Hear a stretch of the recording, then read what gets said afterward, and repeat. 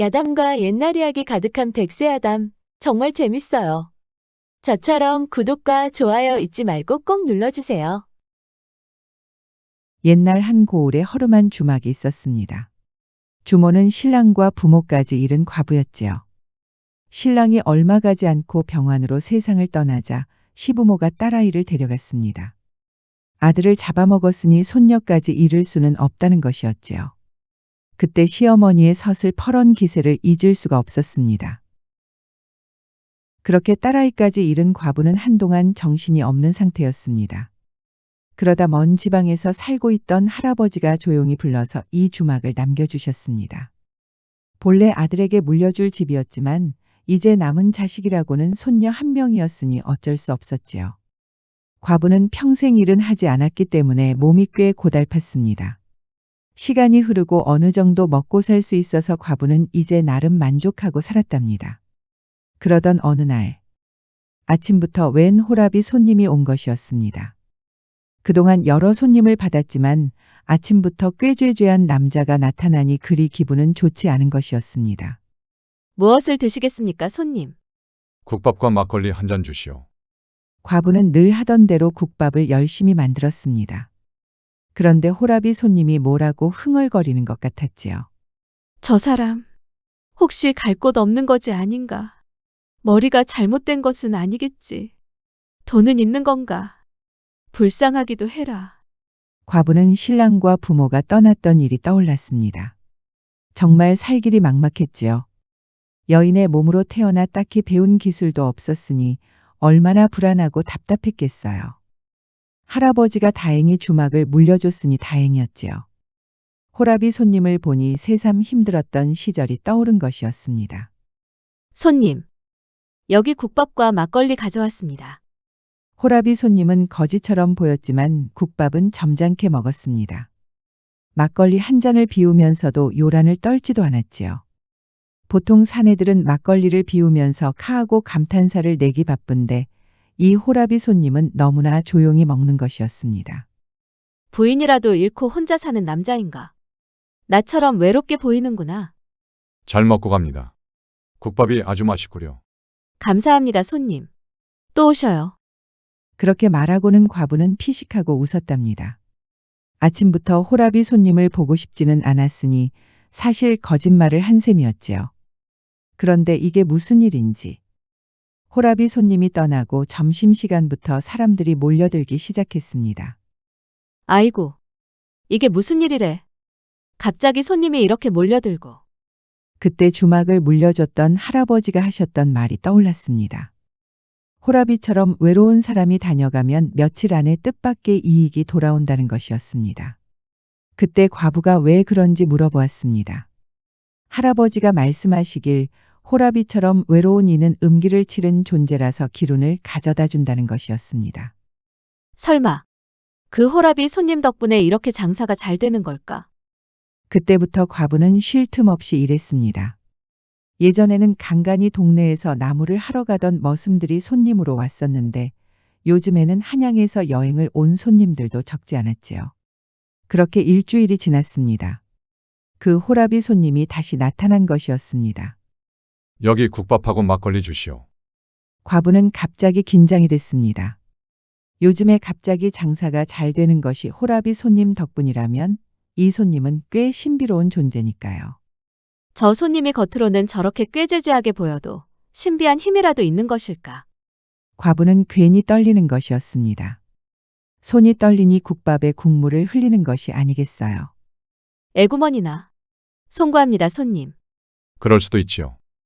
호랍이 손님은 또 조용히 국밥과 막걸리를 입으로 가져갔습니다. 과부는 부엌에서 일을 하면서 몰래 손님을 쳐다봤지요. 오늘따라 지저귀는 새소리가 청량하고 저 멀리 떠 있는 구름과 산도 너무나 아름다워 보였답니다. 꾀죄죄해 보이는 손님도 어느덧 유학을 공부하는 선비 못지않게 멋져 보였습니다. 그리고 거짓말처럼 점심시간부터 다시 손님들이 몰려들었습니다. 오히려 더 많은 손님들이 과부의 주막을 찾은 것이었지요. 결국 주막에 준비된 재료들이 다 소진될 정도였답니다. 이러다가는 나 혼자 주막 일을 할 수가 없겠구나. 과부는 손이 부족한 나머지 머슴을 드리기로 했습니다. 힘 좋은 머슴 한 명 드리고 요리에 더 신경을 쓰려고 하였지요. 그리고 얼마 가지 않아 호라비 손님이 또 나타났습니다. 여기 국밥하고 막걸리 주시오. 요즘에 일손이 부족해서 머슴이 음식을 나르는데 호라비 손님은 과부가 직접 국밥과 막걸리를 대령하였습니다. 손님, 혹시 뭐 하시는 분인지 여쭤봐도 되겠습니까? 과부는 호라비 손님에게 선물이라도 주고 싶은 심정이었답니다. 처음에는 반신반의했는데 이제는 호라비 손님 덕분에 장사가 잘 된다고 확신하였습니다. 저는 그저 지나가는 나그네입니다. 아내를 잃고 말 동무도 없어서 매일 시를 짓고 울프며 유유자적하며 살고 있지요. 시를 짓는다고 하셨습니까? 그럼 선비님이셨습니까? 그냥 나그네라고 하였습니다. 저와 같은 호라비에게 왜 그리 관심이 있으십니까? 과부는 갑자기 얼굴이 빨개졌습니다. 시를 짓는다고 하니 들어보고 싶은 것이었지요. 결례가 되지 않는다면 시 하나 들어볼 수 있겠습니까? 제가 시를 많이 좋아합니다. 그러자 호라비 손님은 처음으로 미소를 지었습니다. 듣고 싶으시다면 가볍게 하나 들려드리지요. 호라비 손님은 막걸리 한 잔을 입안에 털어넣었습니다. 그리고는 감정을 잡고 입을 열기 시작했습니다. 예전 그 고운 얼굴. 지금도 살아있을까? 술잔 그림자에는 나 혼자뿐이네. 웃던 그 시절에는 바람도 달빛도 꿈이었건만 잠에서 깬 빈 집에는 잡초만 봄을 맞이하고 있네. 듣고 있던 과부는 갑자기 눈물이 흘렀습니다. 신랑이 떠났던 일이 갑자기 생각이 난 것이었지요. 주모도 사랑하는 이를 떠나보냈나 봅니다. 과부에게 사정을 들은 손님은 고개를 끄덕였습니다. 그래도 이렇게 주막이라도 남아서 다행이구려. 저는 아무것도 남지 않아서 이렇게 시만 짓고 있지요. 무슨 말씀을 그렇게 하십니까? 그 시 하나가 저를 이렇게 감동시키지 않았습니까? 보잘것없는 시를 좋아해 주셔서 고맙소. 과부는 흐르는 눈물을 닦았습니다. 이렇게 매일 오셔서 시 하나씩 읊어주시면 안 되겠습니까? 꼭 그렇게 해주셔요. 대신에 국밥과 막걸리는 그냥 드리겠습니다. 누구나 들으면 펄쩍 뛸 정도로 좋아할 일이었지만 호라비 손님은 그저 흐뭇한 미소를 짓는 것이었습니다. 주모 덕분에 거저로 국밥과 막걸리를 먹게 생겼구려. 이거 고마워서 절이라도 해야겠습니다. 그렇게 호라비 손님은 돌아갔고 다시 손님들이 몰려들었습니다. 과부는 손님이 지어준 시 덕분에 힘이 났답니다. 그동안 혼자 외롭게 주막을 운영하면서 고생이 많았지요. 그런 고생을 누구한테 털어놓을 수도 없었는데 마침 시를 들으면서 큰 위로가 되었습니다. 그리고 며칠 뒤에 다시 호라비 손님이 왔습니다. 국밥하고 막걸리 주시오. 손님 오셨습니까? 과부는 좋아서 얼른 국밥과 먹거리를 내왔습니다. 손님, 오늘도 시 하나 읊어주시지요. 저번에 들었던 시가 아직도 제 마음속에 남아 있습니다. 그런데 이게 무슨 일인지 그게 무슨 말이오? 시를 읊어달라니. 전에 저에게 시를 읊어주시지 않았습니까? 저는 국밥과 막걸리를 그냥 드리겠다고 약조를 드렸지요. 그런데 손님은 고개를 갸웃하는 것이었습니다. 그러더니 싱겁게 웃는 것이 아니겠어요. 뭔가 착오가 있었던 것 같소. 저는 이 주막에 처음 온 것이오. 과부는 멍하였답니다. 대체 이게 무슨 소리인지. 그게 무슨 말씀이십니까, 손님?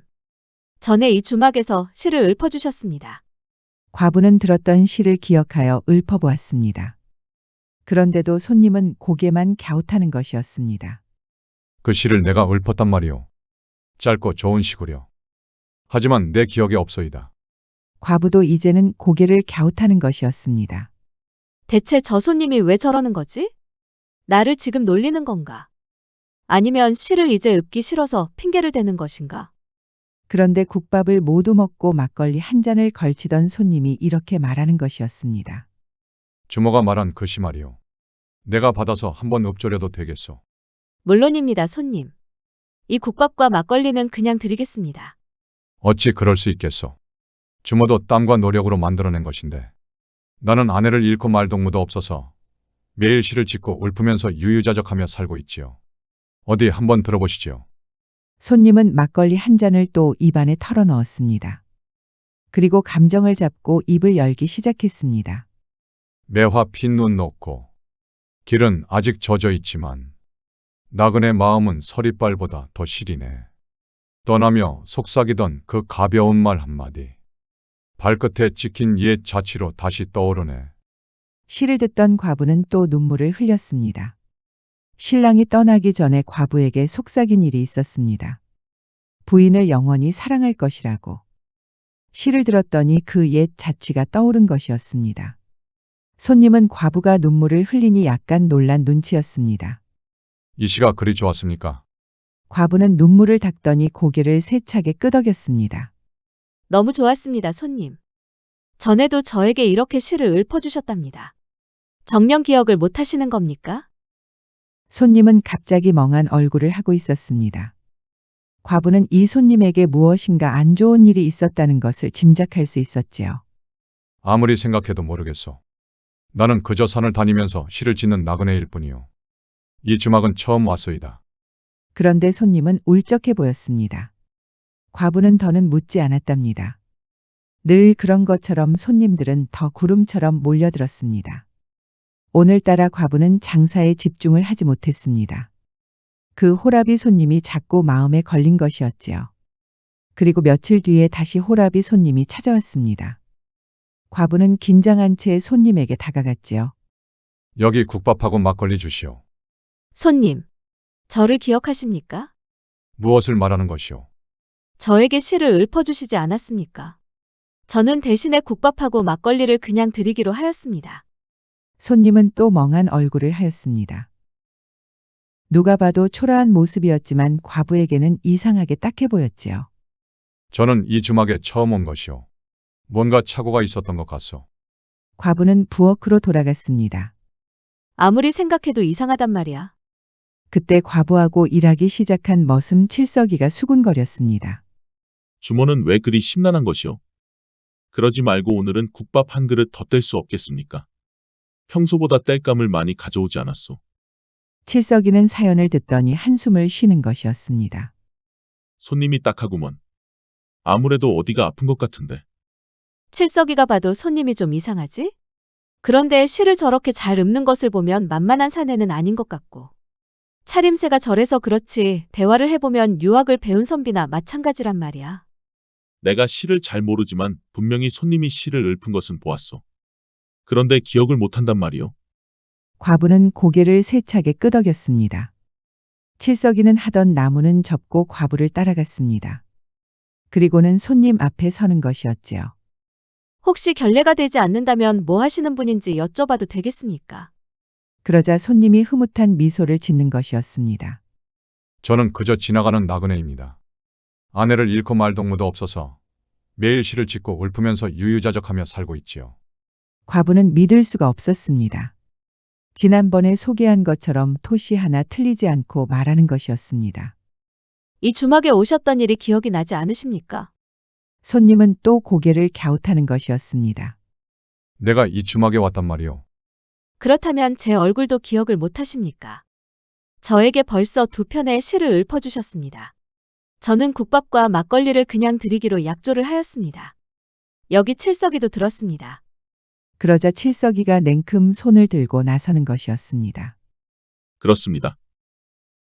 여기 주모 말씀대로 저도 분명히 시를 들었습니다. 손님은 또 멍한 얼굴을 하였습니다. 이상하게 기억을 하려고 하면 그렇게 멍한 얼굴을 하는 것 같았지요. 뭔가 착오가 있었던 것 같소. 나는 이 주막에 처음 왔다오. 그런데 내가 시를 읊었다니. 그거 참 신기하구려. 대체 이 손님에게 무슨 일이 있었던 것일까요? 그러던 어느 날, 교수로 보이는 한 아리따운 여인이 주막을 찾았습니다. 옆에는 신랑으로 보이는 멀끔한 선비도 있었지요. 여기 국밥 좀 주십시오, 주모. 과부는 너무 아리따운 여인을 보더니 새삼 어린 시절이 떠올랐습니다. 과부에게도 교수처럼 아리따운 시절이 있었지요. 그렇게 잠시 교수를 동경하던 과부는 잔뜩 긴장했습니다. 바로 호라비 손님이 온 것이었지요. 여기 국밥하고 막걸리 주시오. 과부는 다시 호라비 손님에게 물어보았습니다. 여기 처음 오셨지요? 그렇소. 여기 주막은 처음이오. 손님을 보아하니 차림새는 초라한데 범상치가 않습니다. 손님은 흐뭇하게 미소를 지었습니다. 그런 소리는 처음 듣는구려. 혹시 시를 짓지 않으십니까? 그러자 손님이 깜짝 놀라는 것이었습니다. 마시던 막걸리 잔을 떨어뜨릴 정도였지요. 그것을 어찌 아셨소? 주모에게 신기라도 있는 것이오. 과부는 웃음밖에 나오지 않았습니다. 정말 기억을 못 하시네. 설마 매일 기억을 잃어버리는 병이라도 있으신 건가? 그런데 아까 왔던 교수가 얼굴이 창백한 것이었습니다. 마치 귀신이라도 본 얼굴이었지요. 어여쁜 얼굴이 그렇게 되니 과부가 괜히 마음이 아픈 것이었습니다. 아이고 손님. 무슨 일이라도 있으십니까? 왜 표정이 그리 안 좋아지셨습니까? 혹시 저 남자를 아십니까? 교수는 호랍이 손님을 가리켰습니다. 어찌 그러십니까? 저 손님을 아십니까? 그런데 교수는 대답을 하지 못하고 몸을 떠는 것이었습니다. 대체 교수와 손님은 무슨 관계일까요? 교수의 이름은 설양. 어릴 적부터 고을에서 아름답다고 하여 동네 총각들이 눈독을 들였답니다. 설양이는 그런 이야기는 아랑곳하지 않고 늘 할아버지와 할머니를 챙기는 효녀였지요. 처녀 시절에도 항상 할아버지와 할머니 건강만을 챙겼습니다. 일찍이 아버지를 병환으로 잃고 어머니는 숲속에서 산적들을 만나면서 목숨을 잃었답니다. 그렇게 부모 없이 자라다 보니 할아버지 할머니와의 정이 돈독했습니다. 설양이는 아침마다 물을 길러 산으로 갔습니다. 동네 총각들이 돕겠다고 해도 설양이는 늘 공손히 거절하였지요. 한 번은 총각들이 동네에 가까운 곳에서 물을 길러준다고 했지만 한사코 거절하는 것이었습니다. 우리 할아버지 할머니는 이 산샘 물이 아니면 소화가 잘 안 되세요. 가족의 건강은 제가 직접 챙겨드려야지요. 그러니 동네 총각들도 별 도리가 없는 것이었습니다.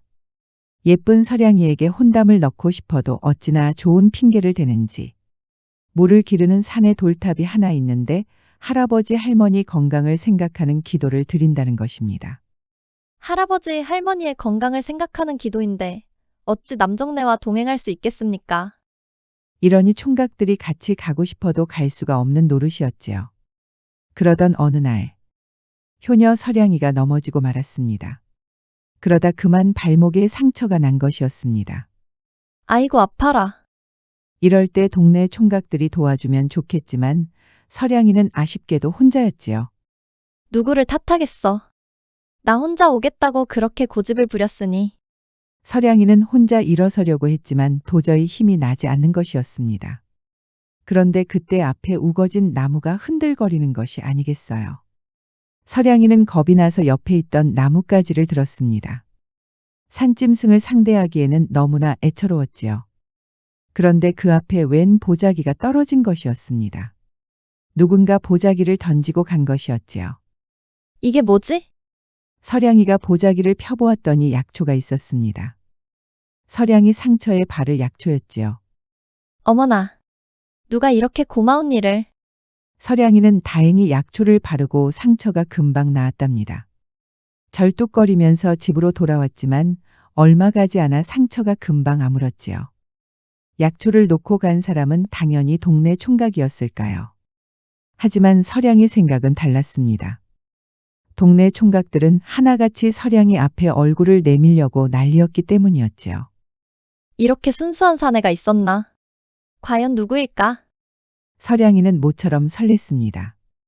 지금까지 많은 총각들이 혼담을 넣었지만 대부분 주먹구구식이었지요. 할아버지와 할머니는 그래도 손녀가 하루빨리 시집을 가길 원했지만 설양이는 그다지 마음이 가지 않았답니다. 대놓고 집으로 쳐들어와 혼인하고 싶다는 남자들은 설양이에게 마음을 주지 못한 것이었습니다. 그러다 약초 하나 놓고 간 남자가 나타난 것이었습니다. 설양이는 호기심이 생겼다가 나중에는 그 남자가 누구인지 너무 궁금한 것이었습니다. 꿈에서는 아주 잘생긴 선비가 나타나 약초를 주는 것이었습니다. 그동안 할아버지 할머니 건강만 생각하던 설양이었습니다. 그래서 설양이는 순수하게도 그 자리에 은방울꽃을 놓았습니다. 은방울꽃은 자고로 틀림없이 행복해진다는 의미가 전해졌지요. 설양이는 예쁜 은방울꽃이 마치 수줍어서 고개를 숙인 것처럼 보였답니다. 자신의 심정을 은방울꽃이 대변하는 것 같았지요. 그런데 다음 날에 가보니 그 은방울꽃이 없어졌습니다. 선비님이 가지고 가셨나? 서량이는 기뻐서 참지 못하고 할아버지와 할머니에게 전했습니다. 할아버지와 할머니도 멋진 선비가 나타나길 바라고 있었지요. 서량이는 그때부터 매일 은방울꽃을 놓고 갔습니다. 동네 총각들은 조금씩 질투하기 시작했지요. 그렇게 콧대 높던 서량이가 좋아하는 남자가 생겼다는 소문이 돌았습니다. 그러던 어느 날, 서량이는 결국 종이 쪽을 남기기로 했습니다. 약초만 놓고 가시고 얼굴을 비치지 않으시니. 여기는 제가 물을 길러오는 곳인데 언제부턴가 여기 오는 나를 기다려주기 시작했습니다. 누구신지 문득 알고 싶어졌습니다. 그렇게 종이 쪽을 남기고 며칠 뒤, 웬 선비 한 명이 서 있는 것이었습니다. 서량이는 가슴이 두근두근 뛰기 시작했습니다. 낭자가 남긴 글호를 보았습니다. 이렇게 인사드리게 되니 고개를 들 수가 없구려. 서량이는 선비를 보자마자 반하였습니다. 서량이가 상상한 것처럼 아주 멀끔한 차림의 선비였습니다. 그날부터 서량이는 물을 길러 갈 때마다 선비를 만났습니다. 서량이가 시를 좋아한다고 하자 직접 시집을 들고 왔지요. 서량이가 좋아하는 시라고 하면 무조건 외우기 바빴답니다. 그러다 서량이와 선비는 서로 손을 맞잡았습니다. 그렇게 정을 통한 두 사람은 혼인까지 약속하였답니다. 그런데 동네에서 서량이를 놓고 수군거리기 시작했습니다. 저한테 하실 말씀들이 있으신 것 같은데 어서 하세요. 그러자 동네 주막을 운영하는 주모가 이렇게 말하는 것이었습니다. 서량아, 너 지금 만나는 그 선비 말이야. 우리들이 알아보니까 그런 사람은 이 세상에 없었어. 아무리 찾아봐도 서량이가 만나는 그 선비는 없단 말이야. 그러자 동네에서는 그 선비를 도깨비라고 부르는 것이었습니다.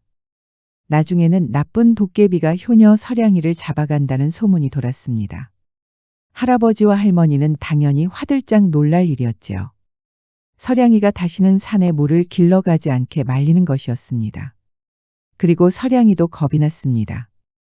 동네에 살고 있던 무당은 곧장 붉은 고추들을 나눠줬습니다. 도깨비가 붉은 고추를 싫어한다는 것이었지요. 서량이 할아버지와 할머니는 곧장 집 주변을 붉은 고추로 둘러쌌습니다. 동네 사람들도 서량이가 다니던 산길에 붉은 고추들을 뿌렸지요. 그러던 어느 늦은 밤, 서량이의 집에 누군가 찾아왔습니다. 바로 그 선비였습니다. 낭자, 갑자기 왜 나를 멀리 하시는 게요? 내가 겁이라도 나는 것이오. 서량이는 벌벌 떨면서 대문 앞으로 와서 이렇게 말했습니다. 동네 사람들이 전부 말해줬습니다. 선비님은 도깨비가 아닙니까? 저는 너무 무서워서 선비님을 다시는 만나지 못합니다. 그러니 그만 돌아가셔요. 선비는 하염없이 눈물을 흘리면서 돌아갔습니다. 그렇게 선비는 사라졌지만 그날 이후로 서량이에게 이상한 일이 벌어졌습니다. 곧불에 걸려서 방에서 부들부들 떨고 있을 때 푸른 불꽃이 들어와 몸을 따스하게 보호해 주는 것입니다. 해가 떨어져서 밤길이 너무 어두우면 푸른 불꽃이 유유히 나타나 길을 밝혀주는 것이었지요. 그러자 서량이도 선비에게 너무했다는 생각이 들었습니다. 나를 자꾸 이렇게 도와주다니. 그 도깨비는 정말 날 사랑했나 보다. 그리하여 서량이는 물을 길러 갔던 산을 다시 찾았습니다. 그리고 종이 쪽을 남겼습니다. 저를 도와주신다는 거 알고 있습니다. 저는 곧 혼인합니다. 마지막으로 다시 한번 뵙고 싶습니다. 그렇게 서량이는 다시 산으로 갔지만 선비는 나타나지 않았습니다. 그날부터 서량이는 잠도 오지 않고 괜히 눈물도 났지요. 그렇게 서량이는 혼인을 하고 규수가 되었습니다. 이제 엄연히 양반댁의 안주인이 된 것이었지요. 성대한 혼인식을 마친 서량이는 모처럼 신랑과 함께 산책을 나갔습니다. 지저귀는 새소리와 산들바람 소리가 너무나 청량하게 들리는 것이었습니다. 사랑해주는 신랑과 시부모 덕분에 하루하루가 행복했답니다. 그러다 서량이의 얼굴이 창백해졌습니다. 냇가 근처에서 선비를 본 것이었습니다. 서량이는 신랑이 잠시 한눈을 파는 사이에 선비에게 다가갔습니다. 선비님, 그런데 이게 무슨 일인지 선비가 서량이를 알아보지 못하는 것이었습니다. 그저 멍한 얼굴을 하고 있으니 서량이가 깜짝 놀란 것이었지요. 게다가 깊은 슬픔에 빠진 듯한 얼굴. 서량이는 선비가 이렇게 된 것이 자신 때문인 것 같아 마음이 아팠답니다. 서량이는 그날부터 밥도 제대로 먹지 못하고 잠도 들지 못했습니다. 가끔 눈물까지 흐르니 지켜보는 신랑이 걱정될 수밖에 없었지요. 그러다 신랑이 두고 볼 수 없었는지 무당을 한 명 소개해 줬습니다. 아주 신기가 있는 무당이라는 것이었습니다. 과부는 손님이 부르는 것도 모르고 사연을 전해 듣고 있었습니다. 그래서 그 무당이 뭐라고 했습니까? 그 무당이 하는 말이 도깨비는 건망증이 있다고 합니다. 아마도 저 때문에 건망증이 더 심해져서 도깨비 세상으로 돌아가지 못하는 것 같다고요. 과부는 다시 그 호랍이 손님을 빤히 쳐다봤습니다. 그럼 그 선비가 저렇게 기억을 잃고 호라비가 됐다는 겁니까? 과부는 눈물이 글썽거렸습니다. 이렇다는 아내는 아마도 서량이를 말하는 것이겠지요. 서량이가 과부의 손을 잡았습니다. 도깨비의 기억을 돌려줄 방법이 있습니다. 과부는 놀라서 얼른 흐르는 눈물을 닦았습니다. 그것이 무엇입니까? 도깨비는 자고로 손뼉을 치는 버릇이 있는데 그 앞에서 손뼉을 치면 기억이 돌아올 수 있다고 합니다. 제가 그 방법을 알았을 때는 선비님이 떠난 뒤였습니다. 그날부터 선비님을 찾았지만 도저히 만날 수가 없었지요. 그런데 주막에서 이렇게 만나게 되다니. 서량이는 과부의 손을 다시 잡았습니다. 주모가 대신 손뼉을 쳐주실 수 없겠습니까? 저는 자격이 없습니다. 보아하니 주모가 인연이 있으신 것 같은데 부디 그렇게 해주십시오. 저렇게 인간 세상에 돌아다닐 수는 없지 않습니까? 그리하여 과부는 호랍이 손님이 시를 읊을 때마다 손뼉을 쳐주기로 했습니다. 서량이가 말한 대로 조금씩 기억을 찾고 있었습니다. 주모 말대로 내가 전해와서 시를 읊었지요. 이렇게 기억이 오락가락해서야. 나도 이제 나이가 들어가는구먼. 내가 그런 시를 지었다니. 정말 주모 말대로 짧고도 좋은 내용입니다. 그려. 왜 이렇게 기억이 안 좋아지는지. 그러던 어느 날 호랍이 손님이 오늘따라 포근한 미소를 짓고 나타났습니다. 손님 오셨군요. 어서 앉으시죠. 오늘도 국밥과 막걸리 하나 주시오 주모. 과부는 부엌으로 들어가려다 깜짝 놀랐습니다. 분명히 손님이 오늘도 라고 말했으니까요. 손님, 어제 일을 기억하십니까? 그렇소이다 주모. 주모가 시 잘 지었다고 손뼉을 쳐주니 기억이 돌아오는구려. 이게 다 주모 덕분입니다. 과부는 눈물이 또 흘렀습니다. 손님도 눈가가 촉촉해지는 것이었지요. 그날부터 손님은 과부에게 읊었던 시를 모두 기억했습니다. 과부는 눈물을 흘리고 위로를 받았지요. 그런데 이게 무슨 일인지. 동네에서 과부와 호랍이 손님이 정을 통한다는 소문이 돌았습니다. 평소에 과부에게 신경도 쓰지 않던 사람들이 소문이 퍼지자 관심을 보이기 시작한 것이었습니다. 그리고 이런 소문을 좋아하는 동네 사람들이 호랍이를 조사하기 시작했지요. 이보시오, 주모. 그 이야기 들었는가? 무슨 이야기 말입니까? 주모가 만난다는 그 호랍이 말이오. 나도 좀 찾아봤는데 그 사내의 정체를 도저히 모르겠소. 머슴살이를 하는 것도 아니고 그렇다고 몰락한 양반댁 사람도 아니고 행실을 보면 글 꽤나 읽는 사람 같은데 그 바닥에서 아무리 뒤져봐도 이름조차 모르겠다 이 말이오. 무슨 말씀을 하고 싶으신 겁니까? 그날부터 호랍이 손님은 도깨비라는 소문이 났습니다. 과부가 장사가 잘 되니 눈독 들이던 남자들까지 그 소문에 적극적으로 동조하는 것이었습니다. 그 소문은 서량이의 귀에도 들어갔습니다. 서량이는 모든 일을 제치고 과부에게 찾아왔습니다. 부디 주모는 그 도깨비를 버리지 마십시오. 그것이 무슨 말씀입니까? 저는 도깨비라는 말에 무서워서 그만. 동네 사람들과 할아버지, 할머니가 시키는 대로 했습니다. 이후에 도깨비불이 저를 보호해주니 얼마나 후회했는지 모릅니다. 주모도 그 도깨비를 연모하시지요? 과부는 얼굴이 다 빨개졌지요. 동네 사람들 말대로 하면 분명히 주모도 후회할 것입니다. 부디 제 말을 들어주십시오. 그날 밤에 과부는 잠이 들지 못했습니다. 그러니 머슴 칠석이도 잠이 오지 않았지요. 이보시오 주모. 그 호라비가 그렇게 신경이 쓰이시오. 주모는 대답하지 못하고 눈물만 흘렸습니다. 주모는 눈치를 챘는지 모르지만 나는 그동안 주모를 연모하고 있었어. 그동안 말도 못하고 계속 주저하다가 어느 순간에 그 호라비가 주모의 마음속으로 들어온 것 같아 속상했어. 나도 좀 봐주시면 안 되겠소. 하지만 주모는 대답을 하지 못했습니다. 지금 칠석이를 봐주기에는 여유가 너무 없었지요. 그저 눈물만 주르륵 흐르니 머슴 칠석이도 괜한 말을 한 것 같아 마음이 또 아팠답니다. 그러던 어느 날 서량이가 주막에 왔습니다. 그렇게 도깨비를 버리지 말라고 사정을 하던 서량이 오늘은 할머니를 모시고 온 것이었습니다. 저의 할머니입니다, 주모. 할머니, 이분이 제가 말씀드린 주모예요. 그런데 이게 무슨 일인지 주모는 손에 들고 있던 행주를 떨어뜨렸습니다. 서량이의 할머니는 바로 과부의 시어머니였습니다. 아들을 잡아먹었다면서 딸아이를 데려갔던 바로 그 시어머니. 서슬퍼렇게 과부를 몰아붙였던 그 시어머니였지요. 과부는 너무 놀라서 입을 다물지 못했고 시어머니 역시 충격을 받아 쓰러지려고 하였지요. 그렇다면 서량이는 바로 시어머니가 강제로 데려갔던 과부의 딸이었습니다. 할머니는 과부가 산적들에게 목숨을 잃었다고 거짓말을 한 것이었습니다. 사정을 알게 된 서량이는 눈물을 흘리며 과부의 품에 안겼습니다. 모녀의 기적적인 상봉이 모두 그 호라비 손님 덕분이었지요. 어머니, 이제 그 도깨비는 어쩌실 생각이십니까? 너와 나의 만남을 이어준 사람인데 어찌 모른 척할 수 있겠느냐.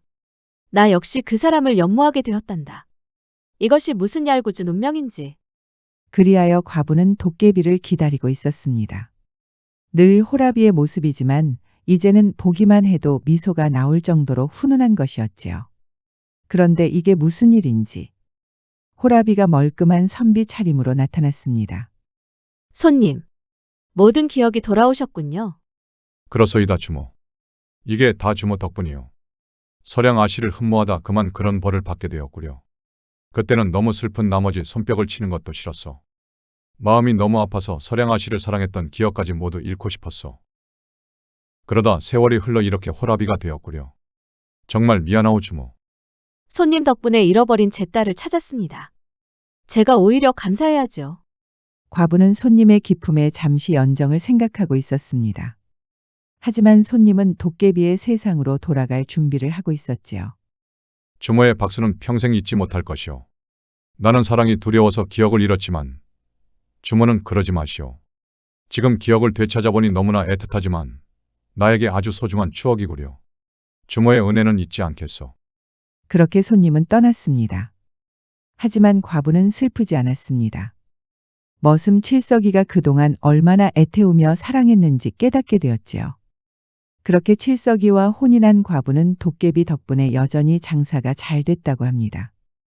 그렇게 갑부가 된 과부는 딸 서량이와 가족이 되어 행복하게 살았답니다. 지금까지 백세아담 11번째 이야기였습니다. 이렇게 끝내려고 하는데 우리 과부가 할 말이 있다고 하네요. 도깨비의 아련한 사랑 이야기를 계속 듣고 싶으시다면 구독과 좋아요, 알림 설정도 잊지 마시고 꼭 눌러주세요. 애정이 담긴 댓글도 많이 부탁드립니다. 백세아담 많이 사랑해주세요. 마지막으로 건망증 심한 우리 도깨비들 정신 차리라고 박수도 한번 보내주세요. 야담과 옛날 이야기 가득한 백세야담 어떠셨나요? 앞으로도 재밌고 감동적인 이야기가 가득하니 많이 기대해주세요.